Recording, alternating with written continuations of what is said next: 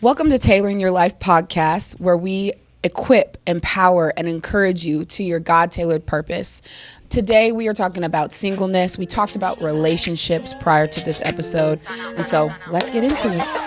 Sis got my back, I got hers now. Tailoring your life here with the gang. Sis got my back, I got hers now. Tailoring your life here with the gang. Sis got my back, I got hers now. Tailoring your life here with the gang. Sis got my back, I got hers now. Tailoring your life here with the gang.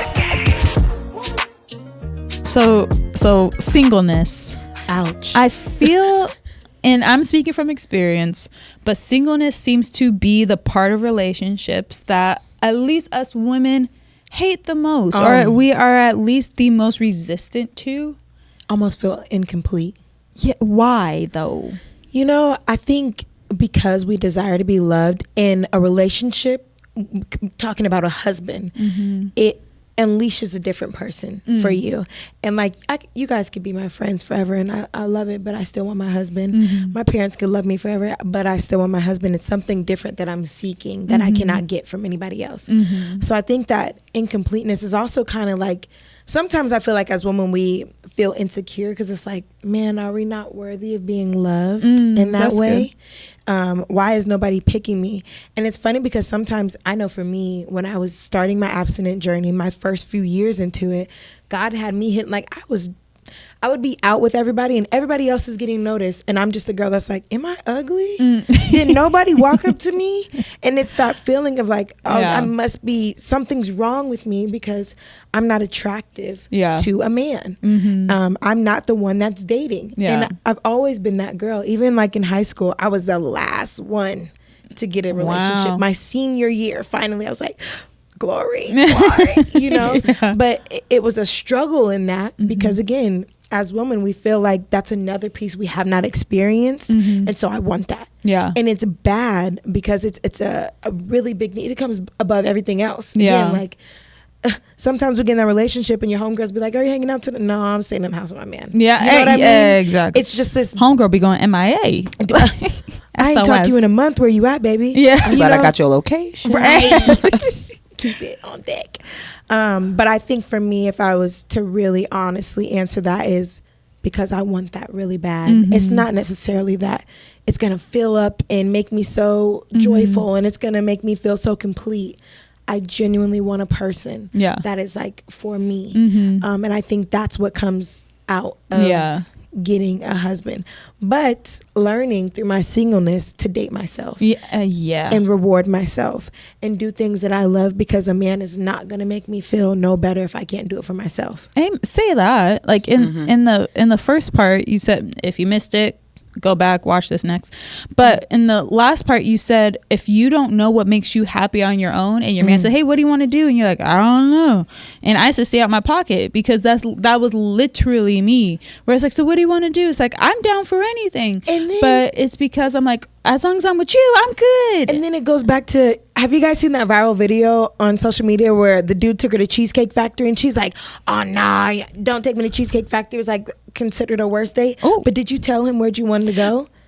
Baby, I love their food. Right, give me a little cheesecake. But also, that's us women though. When they say, what do you want to eat? I don't know, you pick. And then they pick and we're like, why'd you pick this? I'm picky, baby. I got a list. Right. And it irritates us so much. But it's like, if you were to identify what made you happy and what you like to do, you then can tell somebody else so you can enjoy the date rather than looking at him like, oh, he's cheap or something like that. And I'm not saying like you got to take me to the fanciest thing. I like picnics and being outside. Take me there. Give me add a little Bible into that too. Oh, you got don't play with me, you know. And if I could voice that, then we can do something around that rather than having him. Everybody wants that. It's like we look at movies and think it's going to be that way, and then you guys go on this spontaneous date and now you're going to be married. This is not a movie. It's not. He's not going to know. And most of the movies aside from Nicholas Sparks were written by women, right? So for outside of that, like fantasies. Exactly. I think for me, I see it as two parts as to why singleness is the most like resistant season in between, like before getting married, or even just being in a relationship, period. One, I think for godly women, marriage has been elevated to such a degree in godly culture, in church, even, but just as a woman, it is amazing when I got in my relationship, how many women would run to me to talk only about my relationship. And I'm like, yo, I mean, Tay-Tay's still here. Exactly. Yeah. Like, look, I'll tell you all about it. Like, he's great. Like, I would love to talk about him. But so now, me being someone's girlfriend, I now have additional value. Like, okay, so I only heard girls talk about that before, but experiencing it, I was like, oh, dang, I get it now. So I think it's elevated to such a status, but it's not just in like church culture or Jesus culture, but like society in the world. Like marriage was like you had more rights when you were married. So I get that on a societal level, but I also believe too for singleness, the reason why I think it's also the most resistant is because that God created us for companionship. Like, we are his rib. We are his rib. So it's a natural like draw where it's like, hey, this is the need that I know that I feel. However, if I outrun this season, if I see this season as something that I need to get away from, a rib can also create damage. So I might even be a cracked rib. I'm a broken rib. So now I'm puncturing this man's lungs. I ain't trying to do that. So I think when I was single before my relationship, when I tell you I was actively preparing for marriage, there's not a book I didn't read, a sermon I didn't watch. Marriage books go crazy. If Proverbs 31 was a person, I'm gonna make it. Exactly, and I say that in a good and healthy way, because what you want, you need to research, learn it, know it, talk about it. But in comparison to the singleness now, y'all, like I say this wholeheartedly, this is such a sweet time. It is. I am so grateful. And especially at this age, because it's like, Lord, I've felt what it's like to yearn for and long to be loved and chosen by someone. And then I've also experienced that, being cherished, being loved, and then also going through that growing period where it no longer worked or no longer fit. And then now I'm like, yo, I feel so full within me that, again, like we said in the last time, whenever he comes, you're not fulfilling something that I already don't have. You either will add to it or enhance. Like that is it. And I think of what Paul says in Philippians, literally, like I've known what it's like to have less. I've known what it's like to have abundant, and I am content in both. So I can do all things in Christ that strengthens me. Ooh. I think for singleness, if you feel so unsatisfied, you ain't rocking with God fully. Like, I just believe that to my core, because I was that. Dude, no, literally.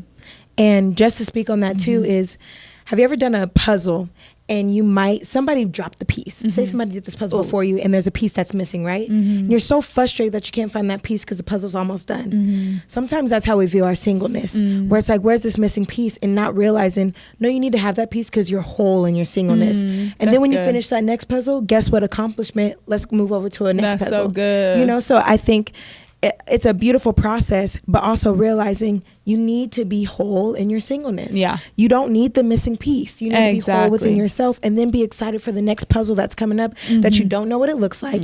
It could be colorful. It could be bigger than what you were in your singleness season.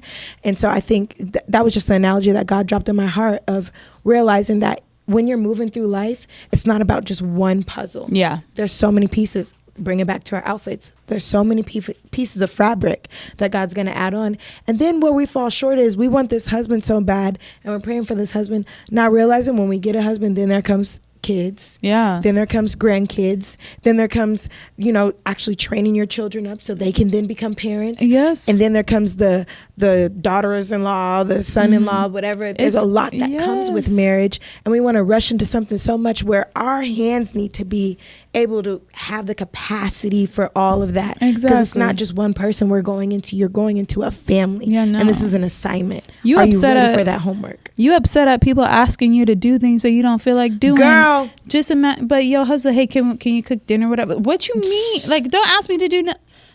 And I mean, literally, Paul says it's better for a man or a woman to be single so that your attention is not divided. Because the second you get married, you got to worry about pleasing God, and you got to worry about pleasing that person. And if you aren't equipped for that, you're gonna struggle, right? And I think both what you guys said is beautiful, and it made me think, like, there's so many different definitions of singleness, right? Because some people will be single, but they're actively dating. Some people will be single and have nothing to do with people. And I single. think I've seen, I was just about to say, I think I've seen that example from Zaria of what that looks like to be single and really focus on yourself. Whereas like for me, I've struggled with, and you, I mean, you are just a great example of a lot of things. Oh, okay. Thank you. Love. And Appreciate you. I think for me, I've experienced like I've been single for 3 years, yet I've keep repeatedly dealing with people, right? And I was watching this sermon by Darius Daniels, and he was talking about in our singleness, we need to have devotion to God. We need to have discovery of self. And there was a couple other things, but those really were the most impactful things for me, because I allow in my singleness, I am discovering myself. This past year, I have increased my emotional intelligence, my relational intelligence, my spiritual intelligence, all of these. Right. Baby, I am nobody like I was last year. I'll be looking at videos like, who is that girl, right? But I think ultimately, as I heal parts of me, right, in my singleness, I can't actually hit those markers until I am by myself. Yeah. And so you can loathe the aloneness that feels, because like you were talking about value and worth, it's not that I don't think that I'm valuable. I think that it is far-fetched of someone to fit me. Because like it's almost this, I love the conversation and I love the feeling wanted part, but then it's like I have to constantly explain myself to people over and over again, and I'm a very layered person. So when someone says, what do you do, baby, I got comma after comma after comma after comma after comma. I get tired of that, and I also feel like it's too much, so then I hide parts of me, right? And then it's like, what do you like to do? Well, I grew up on a farm. I have all these different skills. Were you milking them cows, girl? No, I was raising sheep. Call her David. Mary had a little lamb. And so it's like, I like to get my hands dirty. I like to do things. I'm an artist. Like I do all these different things. And so when we live in a generation, I think, where people are so more focused on their phone or whatever, and they don't have all of these different hobbies or likes, it's like, okay, well, I'll take conversation because I don't want to just be by myself. And I've learned that I will distract myself with others, like amen, at times, not and just chatting, but because I have so many commas in this singleness season that there's times where I just want a distraction from it, right? I don't want to have to focus, because I'm working from the second I get up to the second I go to sleep, really. And we've got Bible study 5 days a week, all these different things. But it's like, there's not a lot of freeness. And so everybody know not to call me after 5. I'm not answering you, and you're not getting my time, right? I'm with the Lord and my community, right? But I've noticed, and I think I said this to you guys a couple of days ago, that I do truly believe that I need to go into that season where I don't allow men to distract me. And it's not always in a bad way. It's just, I think the enemy knows that's something that I am wrestling with. And so when I start getting commas added, the DMs start going. And it's like, he needs my ear. And so I've had to question myself and really ponder, how much of my life have I wasted giving someone else my ear instead of God? And it's not to negate the changes that I've made, because I've made a lot of changes and I'm super proud of myself, but how much even farther could I go if I was to say, I'm not going to keep entertaining these conversations, you know? And I think naturally in our human nature, we like to connect with others. We like to have conversations, get to know people. And so I'm having to learn, am I willing to sacrifice that? Because I have meaningful conversations with you guys, with our ministry, with all of that stuff, right? With other people in my life. But why is it that one piece that I'm not able to let go of? And so for me, I've really had to wrestle with, like, what is singleness, like, truly, in how God intends for it to me to be? Like, what does that really look like? Because I think I've been fighting that intention and all of that to fill a void that really, truthfully, needs to be filled by him. And I've never been so in my word or in my Bible since, like, really, I started doing Bible in a year, and that's really changed my life, because I've needed to be intentional. I don't want to just be flipping pages. I really want to understand it, but there doesn't leave room for my phone. There doesn't leave room for exactly. chatting on the phone. It doesn't leave room for answering text messages. And I've also noticed the tactics of the enemy. Anytime I'm about to do something big or important, somebody popping up like, oh, how you been? Like 12:04 p.m. on the day of conference, I got a text message from a random number talking about how you been. I'm like, who is this? And I was like, scammer. Enemy. Oh no, it was somebody. Listen, literally, I'm like, okay, so being in tune with myself and with his schemes, what God wants for me, I can see how distractions can get put in my way. And then it makes me think, as I'm trying to be this better version of myself, why am I allowing this? It's so good. Right? And that, I think, also is just coming to acceptance, though, of that season. Like, I'm coming to a season where God needs me to really focus and lock in. And that's when even more quantum leaps are going to happen. But I'm the only one hindering myself from that, right? So I love that you're speaking about that. And if I could answer what singleness has actually felt like, because we're about to move on 6 years. And God, I know you hear me right now. Let this be the last one. Make a move. Make a move. But for me, the most important thing that I've learned in singleness is discipline. And I didn't realize that I did not have it until I became whole within myself. And sometimes I look back at like the old things I used to do for a man and it's like cringe. Oh, why did I do that? And I didn't realize while I was in it, because again, you can get blinded by love, you get blinded by sex, you get blinded by just wanting to basically satisfy that person. You then take yourself off the table and you're like, all right, I'm going to do everything that you need. I mean, I would schedule my work days. I used to date a basketball player and he would play every weekend. And so I'm like, I need a job that's 4/10s and I got Friday, Saturday, Sunday off because I'm not missing a game. You know, that then took away from me pouring into myself. I had no time for myself. It was all about that person.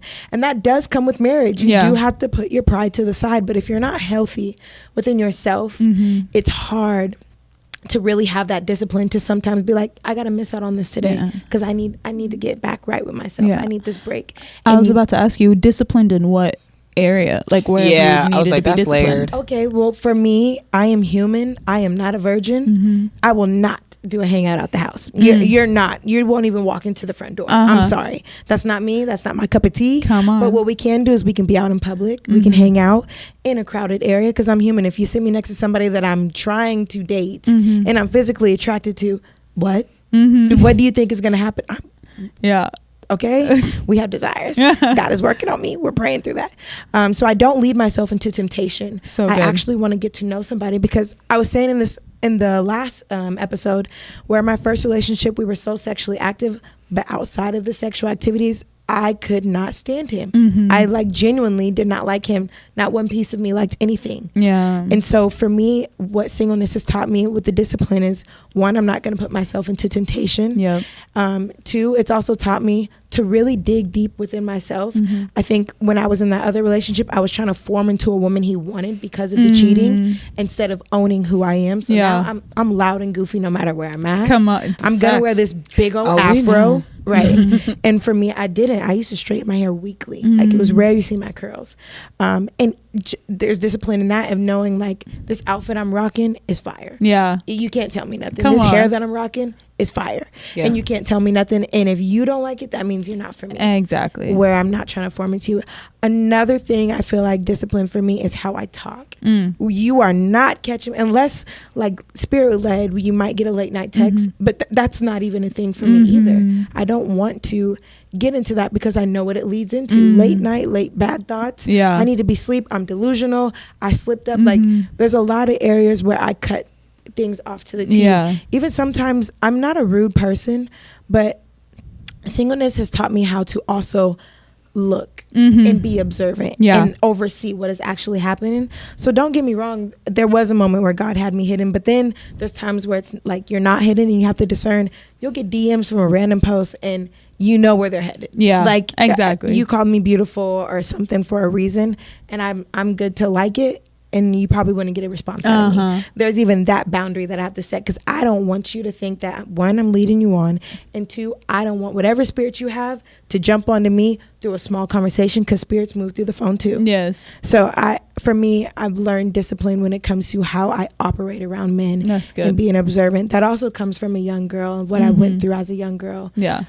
And having to set this boundary, because I didn't. And I went through I was molested as a little girl. So I went through that time of not being able to say no. Yeah. And so now that also taught me in my singleness, because when my ex-boyfriend, there was no either. Yeah. Him breaking my heart taught me. You know, if I'm being quite honest, I hope we can share this, but the very last time of me having sex with him, in the middle of sex, I'm like, so what are we? And he said, I don't know. And that crushed me. Yeah. I cried so hard just knowing him saying, I don't know, and I'm giving you something. And so for me, that also taught me I need to be able to say no to somebody, because this triggered me for the little girl in me that was having to give up something that I didn't necessarily want to, but I was trying to fill this void. And it wasn't fulfilled, and I kept feeling empty. And so now it's that discipline of, you can't even offer me anything outside of sex. I cannot tamper into that. That cannot be a thing for me, because I don't like that feeling. And I always end with that. I feel nasty. I feel dirty. Like I just don't want that for myself. But I know when I am setting those boundaries, when that person does come, it's going to become a point where I'm like, this feels safe. That is powerful. First of all, thank you for be leaning. teaching me every time you say that. I'm like, I am doing this wrong. No, I don't want you to feel that way. You do what feels best for you. But as for me, I know my temptations and my limits. Baby, I'm human. It's about why? Tell them that it's human nature. Why? I'd be like, oh wait, never mind. That's not. Do you do me that way? I think that's so powerful, and thank you for leaning into that, because truly, I think that just set someone free. Amen. And I think too, I wrote it down in the notes, when boundaries are not just for us, but I also think it is almost like they're boundaries to protect us, but in a way we can also see them as protecting the other person. Yes, but to take it further, I think it's also like a castle or walls that truly keep us with the Lord. I just have this picture of literally the Lord having, it's a fence where others can see you. Yeah. But I want you to see me talking to God. Yeah. So then if you're able to come through this gate, like analogy where he is the shepherd, but with the sheep, like there's that small little doorway, and the shepherd is standing or laying across like the entryway.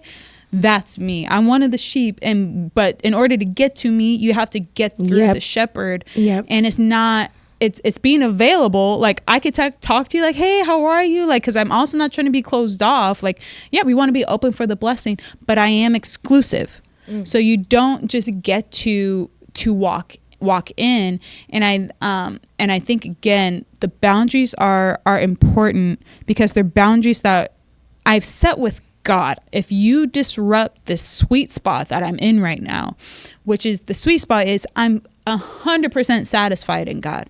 My word for this year, it was last year too, but the Lord hasn't moved me from it, is engaged. I am learning how to be engaged to God. Yeah. When I tell y'all, I've been walking with the Lord for a while, thankfully, and like surrounded by godly community and homes. But to be so in love with Jesus Christ in the way that I'm like, Lord, this isn't a boundary where like it's locked and loaded. Right. But it's a wired fence, meaning you can see through this fence and you see me with him. We're on a swing, we're rocking on the balcony, like we're living life. And so if he comes over and opens that up, then you can come in and join us. Like you're coming to join, not to disrupt. Take me away. Exactly. And so I think it is so important that as women, when we're talking about boundaries for singleness, one is to protect us, is to protect the other person. Even if he does not feel like this is protecting him, it is. Yeah, like, absolutely. Because I love me too much to allow myself to do that, but I also want you to know that I care too much about you to allow this to disrupt whatever the Lord may be doing. Like I can help possibly in whatever form or fashion that looks like, but not to the point where it is making me compromise who I am. And I don't think until now I am learning truly the quality and material that I am made of which is important. And I want to say that don't get mixed up in intimacy. Intimacy literally could be us simply having a conversation and being intimate. And I'm learning even more. I can't say I know the final product of intimacy, but I'm learning that sex is not even that intimate. It literally is just something physically that's happening. We're exchanging. And yes, sex is good. Don't get me wrong. God calls it beautiful. And it's a beautiful thing. But in marriage. Right. But when I'm having a deep conversation, I'm like in awe. Like that is so much more powerful than we just had sex. You know, I'm learning even just hanging out with somebody sometimes. It's like, wow, this was so much better than trying to be laid up in your house and having sex. I had so much fun today, you know, and that's a beautiful process. But to speak on your singleness as well is do that with yourself. Become intimate with yourself. Exactly. It's so beautiful to go out on a date by yourself. And I'll be talking to myself and the Lord. Like I'm enjoying my conversation with myself. Like, girl, I'm a trip in a suitcase. Yeah. Got that from Taylor. But I just say that to say is like genuinely enjoying your singleness is such a blessing. It's becoming a privilege. Right. Intimate with yourself. Being able to love yourself. The way you write down that list, and I know a lot of us ladies kind of look for a certain man. Whatever you're writing down, you also need to be doing that for yourself. So you want your man to buy you flowers weekly, do it for yourself. Are you want the your man to person that take you you're on looking dates, right? Literally, because if you can't sit with yourself, how do you expect a man to sit with you? And if you can't do the things that you're asking him, how do you expect him to do it? You have to first start with yourself. So good. I think if I'm honest, I have had to wrestle with, do I really trust God? Right? Because there's Talk so about many, it. this past like year, everybody's like, oh, you're such a wife. You're such a wife. I remember a good friend of ours was like, oh, I thought you were married. I'm like, no, it's just how I carry speaking prophetically. Yeah. Amen. But it made me be like, okay, well, if I'm this person, I'm ready. I'm carrying all these attributes. He must be ready too. Like, where is he? So then every single person I'm coming in contact with, I'm like, is he my husband? Is he my husband? Is he my husband? And not because I wanted to think like that. It was like, I felt like that was what I was conditioned to based off of the comments and me knowing in myself, I'm built for this. Yeah. For tough. Okay. Come on. Right. But one, the Lord still has to work on a lot of things inside of me. I know that. I know I have attributes and qualities of that. But then it was also just acknowledging, Lord, I don't really trust that you are creating someone or preparing someone for me. So I'm taking it into my own hands. Yeah. And then I'm trying to force things. I'm trying to like make this person be this person. Yes. Become this witch, like make this magic spell and I'm going to get him. Yeah. It reminds me of, but it reminds me of I'm Proverbs used to this. 8. If you read the book of Proverbs and you go to Proverbs 8, it talks about this woman that like puts on this perfume and tries to sway this man into, it didn't say they had sex, but she still was tempting him to get off track just by the way she was speaking, by the perfume she was putting on. It reminds me of the pheromone spray. Ladies, cut it out. Yeah. You don't need to smell this way so a man can be like, oh, I mean, put on your perfume. You don't want to be funky. But I say that to say is, what is your reasoning for somebody to be so attracted to you? And you don't realize, even if you're not leading this man to sex, and I'm saying this speaking to myself, when you are trying to distract a person and do all this, let me get him to like me, you're still getting him off track from where God wants him to be. Yeah. And you're just as sinful as somebody having sex with somebody. Yeah. And for me, I really, when you're talking about your list and in closing, I think I was looking at physical things. Like, baby, if you 6'2", dark chocolate model type, and that was the one that was the problem. Okay. It was like, oh, you know, this is what I desire. This must be the person, right? And I've had to stretch that and dig a lot deeper, in terms of like, who do I actually want this person to be? Because if I'm looking at the outside package, that's so much not important as the inside package, right? And when we think about commitment, none of us have been married yet. So when you think about growing old with someone, going through trials with someone, like all these different things, what is it that you would even want this person to have within them to withstand that? So if I see that you're not disciplined with your body, with your food, with all these different things, how could I trust that you're going to be disciplined to be a provider? Yeah. Oh, or goodness. to take care of us, or to take care of yourself as life hits or whatever. Like, do I have to carry you? I mean, and that's just one example. I think we need to look at different attributes than just physical. Yeah. And that's just what I think culture has really taught us is like, I need to be this picture perfect couple. I want to be able to take these photos and videos that go viral, like all these different things. And it's like, that is not substantial. Yeah. That is not going to create a firm foundation within a relationship. And you can learn and grow to be attracted to a person based off of true intimacy, not sex, right? Yeah. And that's something I'm also learning is like, when I try to run and somebody's not letting me run, right? There's a certain level of intimacy that comes with that, having hard conversations, creating a safe space.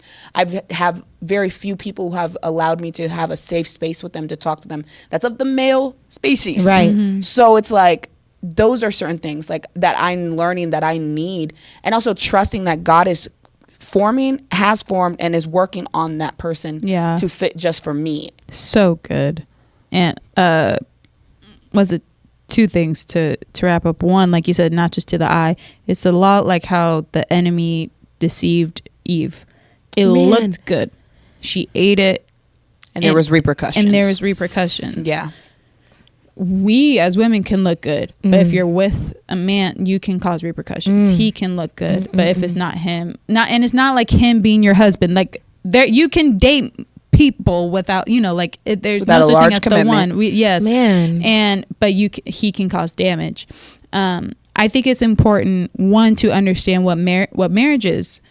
And what the altar is, it's a place to die. So marriage, like, I have to die to myself. So then my husband or my partner, my wife, their desires I put above myself. We have to understand that singleness, Jesus is asking us to do that very thing right now. We have to die to ourselves every day.